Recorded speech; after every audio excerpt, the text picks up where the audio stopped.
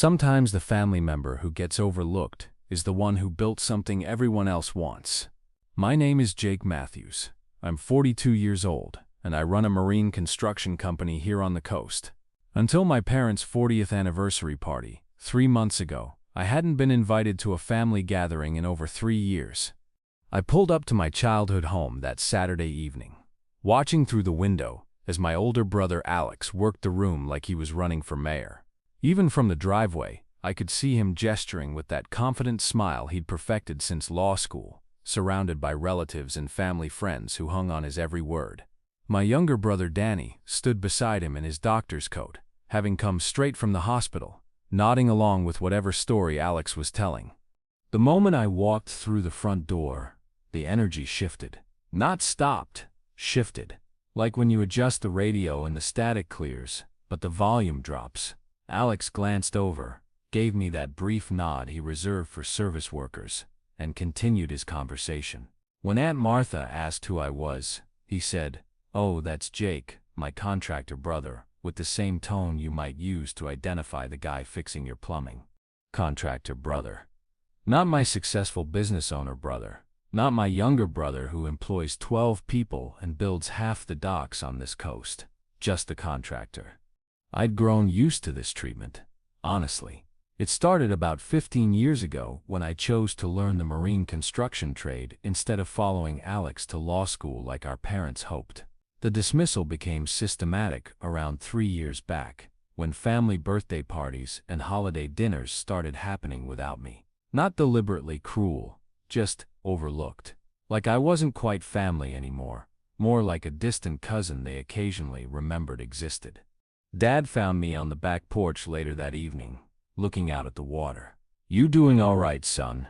he asked, settling into the chair beside me. "Just enjoying the view," I told him, and I was.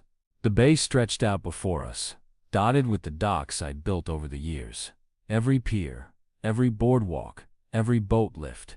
I could point to dozens of projects that bore my craftsmanship. My trucks were parked in driveways all along this coast. My work was literally holding up half the waterfront community. "Alex seems happy," Dad continued, clearly working up to something. "He should be. Successful practice, nice house. Now he's engaged to Rebecca." Dad nodded. "That girl comes from money, you know. Her father owns one of the biggest law firms in the state. Alex is hoping to make partner there after the wedding." I understood what Dad wasn't saying. Alex needed this wedding to go perfectly. It wasn't just a ceremony. It was a business merger disguised as a love story. Rebecca's family represented the kind of connections Alex had been chasing his whole career. "They're looking for a venue," Dad said carefully. "Something special. Rebecca's got her heart set on a destination wedding feel, but everything nice is either booked solid or costs more than a new car." Through the window, I could see Alex showing wedding photos on his phone to a group of relatives. Rebecca stood beside him, beautiful and poised, but I caught something in her expression when she thought no one was looking. Stress. The kind that comes from family pressure and mounting expenses. That's when I noticed Alex pointing toward the water, gesturing broadly at the coastline.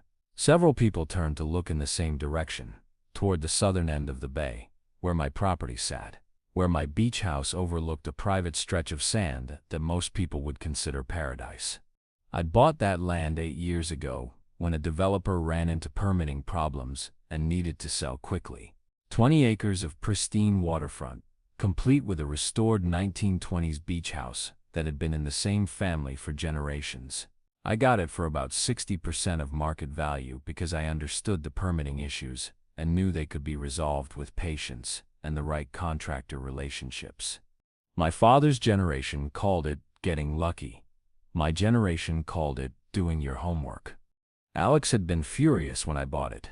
Not because he wanted it. He'd never shown interest in coastal property, but because I'd made such a smart investment without consulting the family's unofficial financial advisor. For months afterward, he'd made comments about risky real estate speculation and how I didn't understand the market. The market had proven me right. That property was now worth nearly 3 times what I'd paid. But more than the money, it was my sanctuary. The place where I could sit on the deck at sunrise with my coffee, watching the fishing boats head out while planning my day. Where I hosted barbecues for my employees and their families.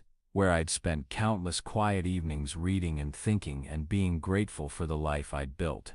Through the window, I watched Alex's animated conversation continue, more pointing toward my end of the bay, more excited nodding from the relatives. Rebecca pulled out her phone and seemed to be taking notes.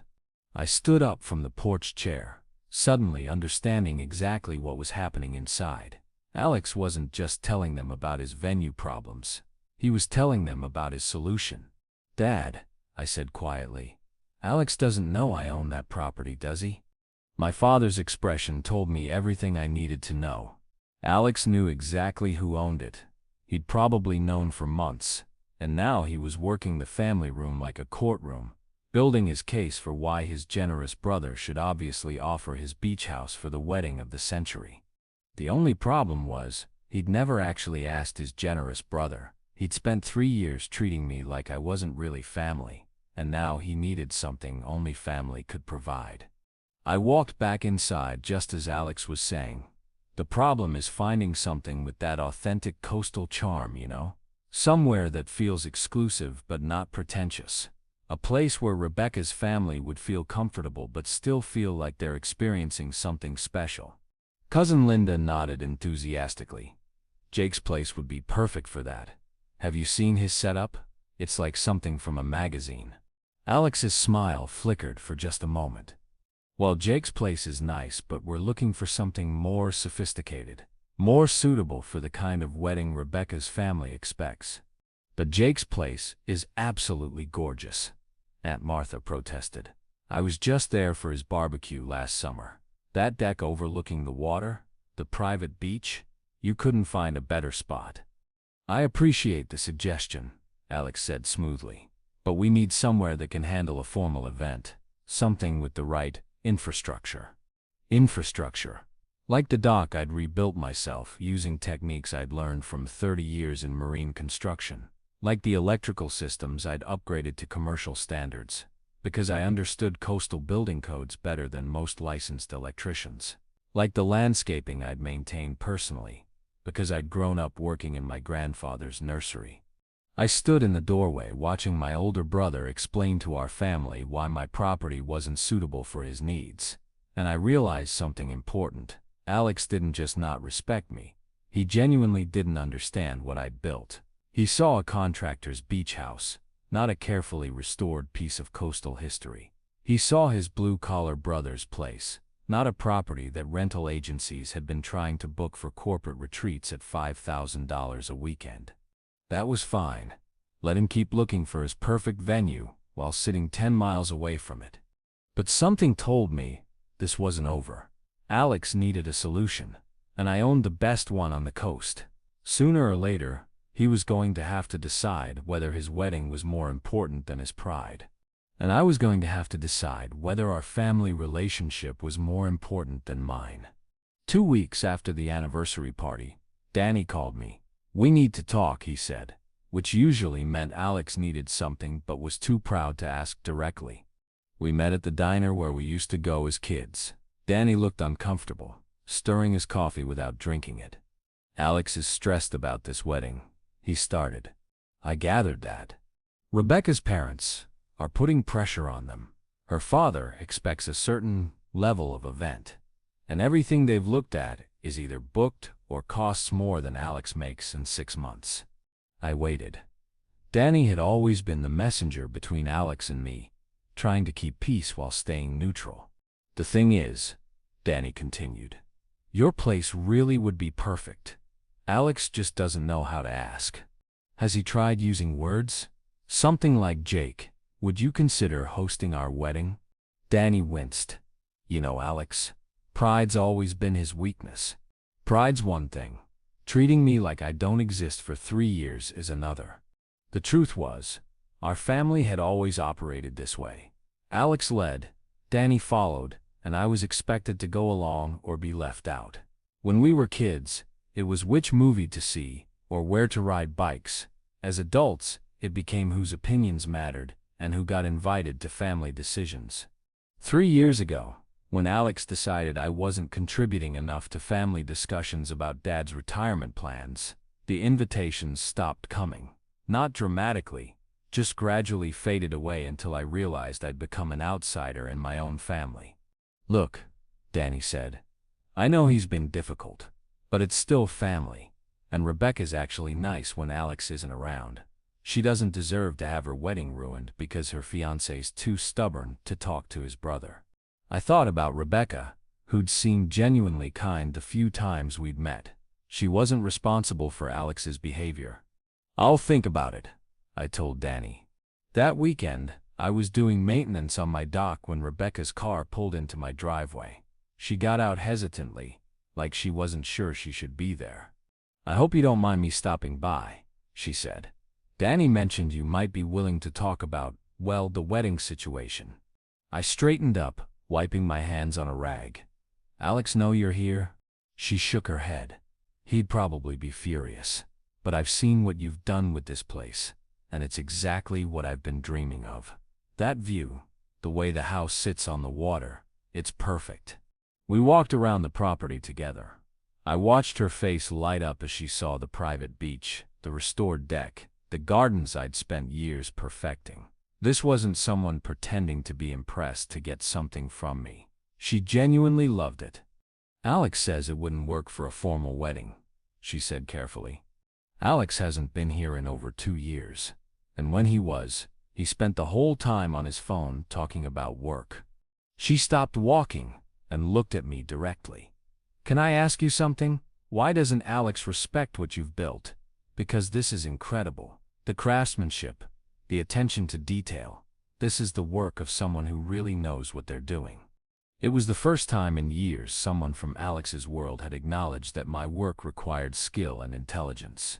"Some people think working with your hands means not working with your brain," I said. "Alex has always been one of those people." We stood quietly for a moment, looking out at the water. "Would you consider it?" she asked finally.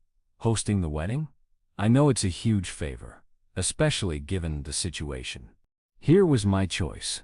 I could help my brother despite years of dismissal and exclusion. I could give Rebecca the wedding she dreamed of. I could try to rebuild a relationship that Alex had spent 3 years tearing down. Or I could protect myself from more disappointment and let Alex figure out his own problems. "If Alex wants to use my property," I said, "he can ask me himself, as my brother, not through messengers or his fiancée." Rebecca nodded slowly. "That's fair. I'll talk to him." 3 days later, my phone rang. Alex's name on the screen. "Jake, we should talk." I met Alex at his office downtown. He sat behind his mahogany desk like he was about to negotiate a merger. "I understand Rebecca visited your property," Alex said without preamble. "She did. And I understand you have some conditions about discussing the wedding venue." Conditions? Like I was a vendor submitting a bid. I told her you could ask me yourself if you wanted to use my place. Alex leaned back. "Look, Jake, I know we've had our differences, but this is important. Rebecca's family expects a certain caliber of event, and honestly, your place could work if we handle it right." "What exactly are you asking me, Alex?" "I'm asking if you'd be willing to host our wedding, as family."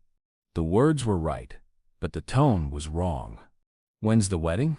6 weeks from Saturday," he said. "And you're just asking now?" Alex's jaw tightened. "We've been exploring other options. This is our backup plan." Backup plan? I was the fallback option when the real venues didn't work out. "I'll need to think about it," I said. "What's to think about? It's one day, Jake. You'd be helping family." That phrase, helping family, burned. Where was family when I wasn't invited to Christmas dinner 3 years running? But I thought about Rebecca's genuine excitement, about my parents, who'd be devastated if Alex's wedding was a disaster. "All right," I said. "I'll host the wedding." Alex's relief was visible. "That's great, Jake. Really, Rebecca will be thrilled." "I'll need details. How many guests? What kind of setup?" "Don't worry about that," Alex cut me off. "I'll handle the planning side. You just need to make sure the property's ready. Make sure the property's ready. Like my job was grounds maintenance. Over the next week, Alex took control with corporate efficiency. He brought in a wedding planner named Sophia, who walked my property with a clipboard. The deck will need extending, Sophia told Alex while I stood there listening, and we'll want to upgrade the lighting throughout. Whatever it takes, Alex replied. Just send me the estimates. I waited for him to ask what I thought about modifications to my property. The question never came. The guest list kept growing. What started as 60 people became 80, then 120. My private sanctuary was becoming a commercial event space. We'll need to restrict your dock access that weekend, Sophia informed me during her third visit. The photographers want exclusive use of the waterfront. It's my dock, I said. Well, yes, but we need to control the visual elements for the wedding photos. The breaking point came when I overheard Alex on my own deck talking to Rebecca's father. No, sir, the venue's handled, Alex was saying. I've arranged something special. Exclusive waterfront property. Very private. I've arranged something special. Not my brothers generously hosting us. The expense? Alex continued. Minimal, actually. I was able to work out an arrangement with someone I know. Someone I know. I was someone he knew who happened to own property. That evening, Alex called about final details. Sophia wants to bring in a landscaper to clean up some of the natural areas, Alex said. Natural areas that I've spent 8 years cultivating, I asked. Jake, we're talking about one of the most important days of Rebecca's life. Can't you compromise a little? I've been compromising. You've been taking over. Taking over? I'm trying to plan a wedding that won't embarrass our family in front of Rebecca's parents. Her father owns one of the most successful firms in the state. The governor's going to be there, Jake. And you think I don't understand how to host important people? I asked. I think you understand. Construction and boats. This is different. There it was. Alex's fundamental belief that my expertise didn't matter in his world. Here's what's gonna happen, Alex continued. I've hired a coordinator who will handle everything. You won't need to worry about any of the social aspects. Just keep the property maintained and stay out of the way during the actual event. Stay out of the way? At my own property. What do you mean, stay out of the way? I asked. I mean the wedding party and immediate family will be handling hosting duties. You can enjoy the reception as a guest, but Rebecca's family shouldn't have to navigate around someone they don't know. Someone they don't know. I was Alex's brother, but to his new family, I was just a contractor who happened to own the venue. I hung up and walked out to my deck. In 6 weeks this place would be transformed into Alex's vision of the perfect wedding. My carefully maintained gardens would be rearranged. My dock would be off limits to me. And when it was over, Alex would take credit for arranging the perfect venue, while I'd be expected to clean up and fade back into irrelevance. By saying yes without conditions, I'd given him permission to treat me exactly the way he always had, as someone whose job was to provide what Alex needed and then disappear. 2 weeks before the wedding, Danny stopped by my office looking uncomfortable. He closed the door behind him and sat down heavily. We need to talk about Alex, Danny said. What about him? He's in trouble, Jake. Real trouble. Danny explained what he'd discovered by accident. Alex had been living beyond his means for years, using credit and risky investments to maintain his lifestyle. The fancy office, the expensive car, the downtown condo, all of it was leveraged to the breaking point. How bad? I asked. Bad enough that if this wedding doesn't go perfectly, Rebecca's father won't offer him the partnership. And without that partnership, Alex loses everything. The practice, the condo, probably Rebecca too. Danny pulled out his phone and showed me some documents. Alex asked me to co-sign a loan application last month. When I saw these numbers, I understood why he's so desperate. Alex wasn't just planning a wedding. He was planning his financial survival. Rebecca doesn't know? I asked. She has no idea, Danny said. Alex has been hiding it from everyone. But Jake, If this wedding falls apart, it doesn't just hurt Alex, it destroys our whole family. Mom and Dad would be devastated. I stared at the numbers on Danny's phone. My successful lawyer brother was actually drowning in debt, and my beach house was his life preserver. That evening, I made a decision. Despite everything Alex had put me through, he was still my brother. I called him. Alex, we should meet. Tonight. I'm busy with wedding preparations. It's about your finances, I said. Silence. Then, I'll be right over. Alex arrived at my house 30 minutes later. For the first time in years, he looked vulnerable instead of commanding. Danny told me about your situation, I said. Alex's face went through several emotions before settling on resignation. How much do you know? Enough. The debt, the pressure from Rebecca's family, what this partnership means. Alex sat down heavily on my deck. I screwed up, Jake. I got caught up in trying to look successful instead of actually being successful. For the first time since we were kids, Alex was being completely honest with me. Here's what we're going to do, I said. You're going to have the wedding here, but we're doing it right. As brothers, no coordinators treating me like hired help. No restrictions on my own property. You acknowledge this is a gift from family, not something you arranged. I continued. You introduced me to Rebecca's family as your brother who built a successful business and generously offered his home. You include me in the wedding party, and after this is over, we fix our relationship properly. Alex looked like he might cry. You do that, after how I've treated you. You're my brother. That still means something to me. Alex stood up and embraced me, the first real hug we'd shared in years. Thank you, Jake. I don't deserve this, but thank you. I felt hopeful for the first time in months. Finally, we were going to heal this broken relationship. 3 days later, everything changed. I was at the marina picking up supplies when I overheard Alex on his phone in the parking lot. He didn't see me, but I could hear every word. No, sir. Everything's under control, Alex was saying. The venue situation worked out perfectly. I was able to secure exclusive waterfront property at a fraction of the commercial rate. My blood ran cold. How did I manage it? Alex continued. Well, sometimes knowing the right people makes all the difference.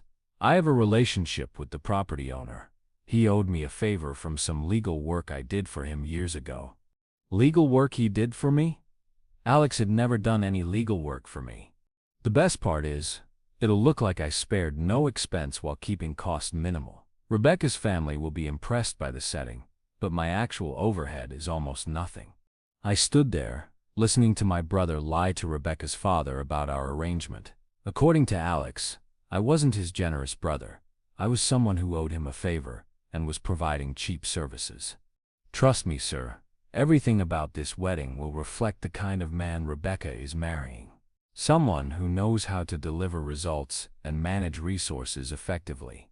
Alex was taking credit not just for the venue, but for being the kind of strategic thinker who could solve problems and impress important people. My gift was becoming his achievement.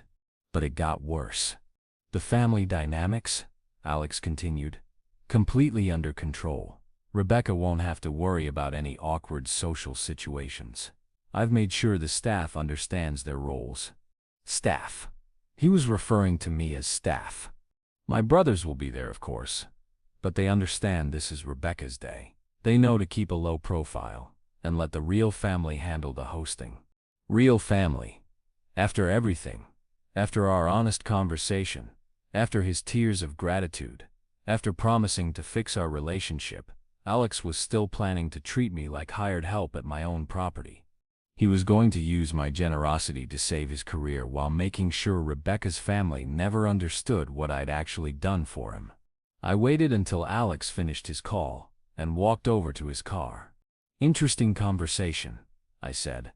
Alex's face went white. Jake, I can explain. Explain what? How the legal work you never did for me means I owe you a favor, or how I'm staff who needs to keep a low profile at my own home. You don't understand the pressure I'm under. I understand perfectly, I said. You need my help to save your career, but you still can't bring yourself to respect me. You'd rather lie to your future father-in-law than admit your contractor brother did something generous.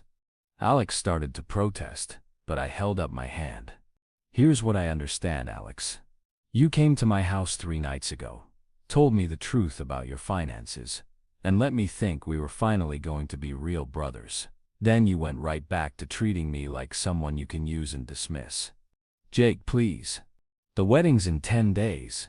You've already sent invitations listing my property as the venue. You've told Rebecca's family that everything's arranged. You're trapped, aren't you? Alex's silence confirmed what I already knew. He'd painted himself into a corner, and I was the only way out. We'll talk again soon, I said.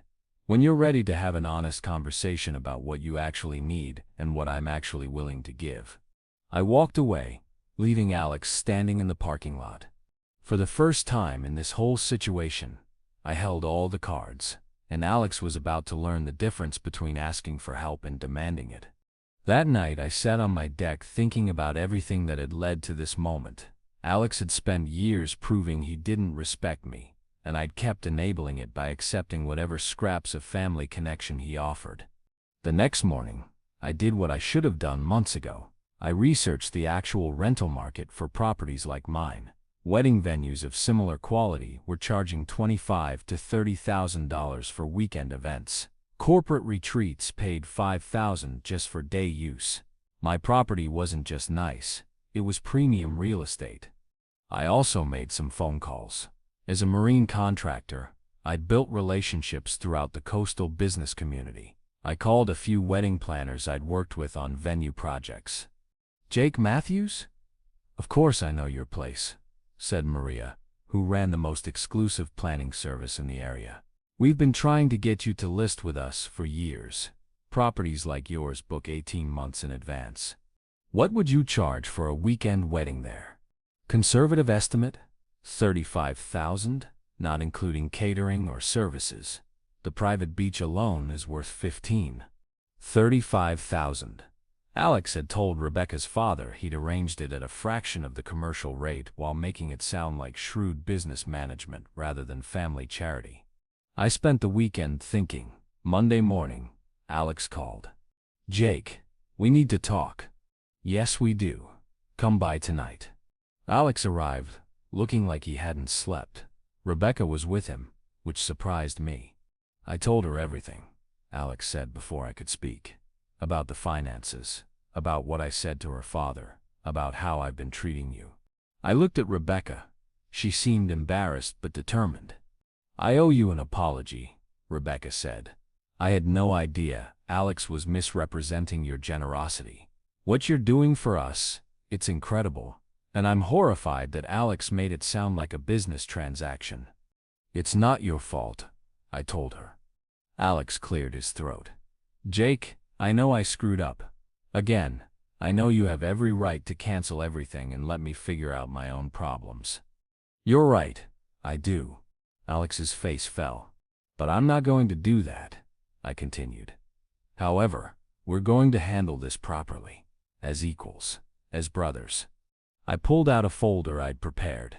This is a venue rental agreement. Market rate for a property like this is $35,000 for a wedding weekend. Alex's eyes widened. Jake, I can't afford. I'm not charging you $35,000, but I'm not doing this for free anymore either. The rental fee is $15,000. That's less than half market rate, but it's enough to establish that this is a real business transaction, not a favor you can misrepresent. I handed Alex the contract. You'll sign this agreement. You'll pay the rental fee, and when people ask how you secured such an exclusive venue, you'll tell them the truth. Your brother owns it and gave you a significant family discount. Rebecca looked relieved. That's completely fair. There's more, I continued. I'm hiring the catering coordinator and bartending staff myself. This is my property, and I'm responsible for how it's managed. You can handle flowers, photography, and music, but the operational side runs through me. Alex studied the contract. These terms, they're actually generous. They're fair. You get a beautiful venue at below market price. I get treated like the property owner instead of hired help. Rebecca gets the wedding she wants without family drama. What about the guest arrangements? Rebecca asked.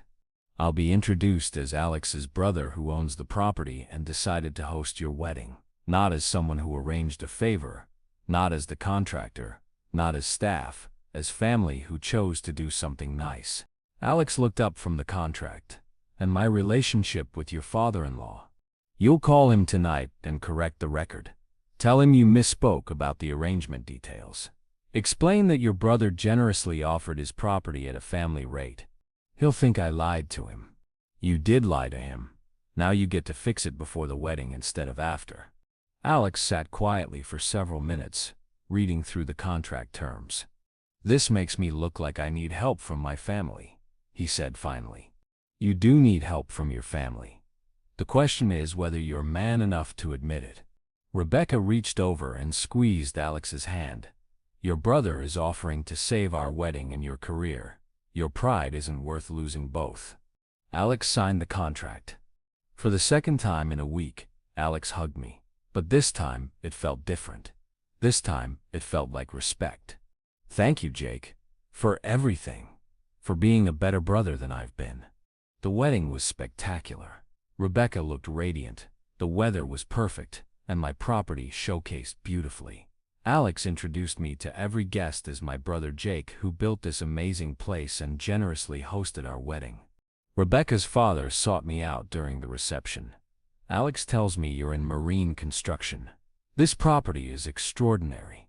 The craftsmanship, the attention to detail, this is the work of someone who really knows what they're doing. Thank you. It's been 8 years of careful restoration. Alex also mentioned you gave them a significant discount on the venue rental. That's real family loyalty. Alex is my brother. Family supports family. By the end of the evening, 3 guests had asked for my business card for their own property projects. Rebecca's father mentioned that his firm occasionally needed marine construction consultants for waterfront developments. Alex found me as the last guests were leaving. Jake, I can't thank you enough, not just for today, but for forcing me to do this right. Rebecca's father was impressed. The wedding was perfect, and for the first time in years, I feel like I earned something, instead of just taking it. That's the difference between asking for help and demanding it, I told him. 6 months later, Alex made partner at Rebecca's father's firm.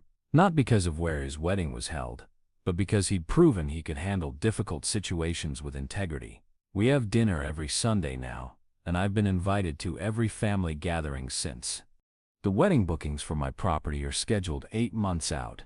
I kept my day job because I love the work, but the rental income has let me expand my business and hire more employees.